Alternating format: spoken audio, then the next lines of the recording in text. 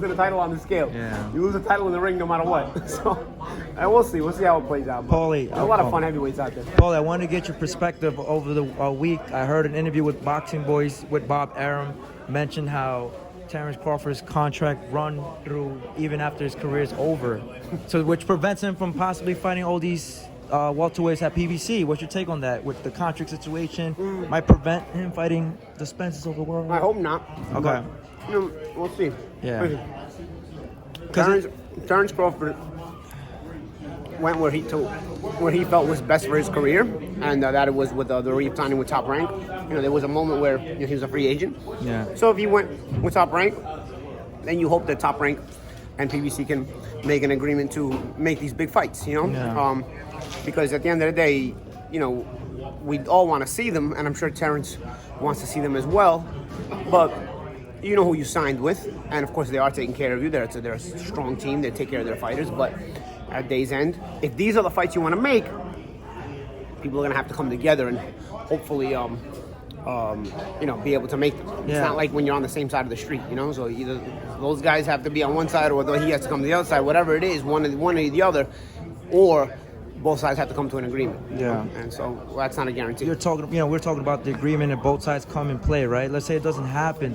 Will he do what Miguel Cotto done, Oscar De La Hoya have done when they were in Top Rank? They were not pleased with the route they were going in the direction. Do you think he'll? No, you can't say that because he chose to re-sign with them. Okay. There was when he re-signed with Top Rank, it was already kind of out there that people wanted to see the Spence fight. He wasn't like an unknown commodity. He was already relatively known, and he still re-signed with Top Rank. So I don't think you can blame Top Rank for that. No.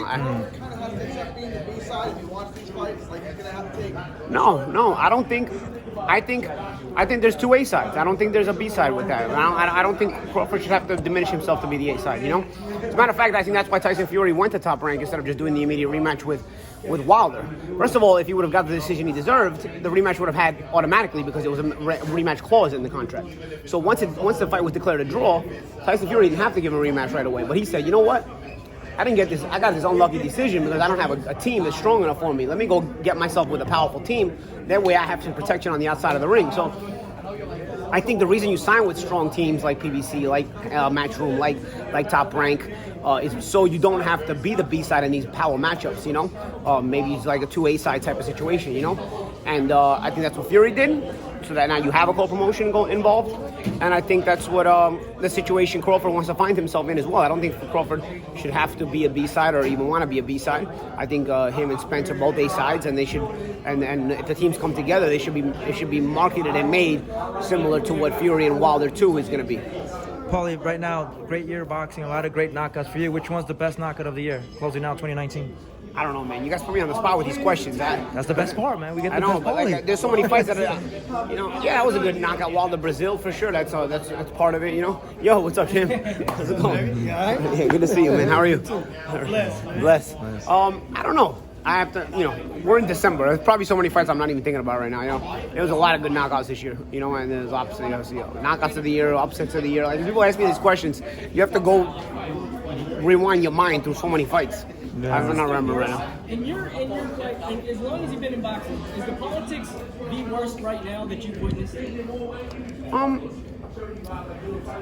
It's hard to say. I don't know because I didn't understand the politics as well as I do now. Even until the second half of my career. Even the first half of my career, I still didn't understand the politics. I just wanted to fight and thought like, okay, let me just try to get what I can get and let me try to fight it. Let me just call this guy's name and call this guy's name. And it's not that easy, So I didn't start to understand those politics until the second half of my career, which means I didn't understand it in my lifetime, even before boxing, obviously when I was a kid, and obviously during the first part of my career. So I can't say this is the worst I've ever seen the politics because I only started to understand the politics of boxing probably in the last 10 years. So on the Mexican side, Mayweather's setting to make his announcement. Manny Pacquiao's rumored to come back, have his fight next year. If you can matchmake those guys, who do you think those guys should fight? You have to keep in mind they're in their 40s, and Mayweather himself has been retired, so I don't see Mayweather looking to come back against top opposition in boxing. I think it's more of a selling, marketing commitment to selling and marketing. And from rumors that I hear, he's talking to Dana White. I would not be shocked if he's going to fight boxing matches against superstar MMA fighters, superstar UFC fighters, you know, to where it's a risk, but it's a calculated risk, and it's fights that, you know, he's the favorite, and it's fights where he's going to expose himself to a fan base that's a completely new fan base, a fan base that's a very big fan base, and a fan base that's about as stupid as you can get. It's the dumbest fucking doorknobs, you know, like if I talk to that doorknob about fighting, they'll understand more about fighting than MMA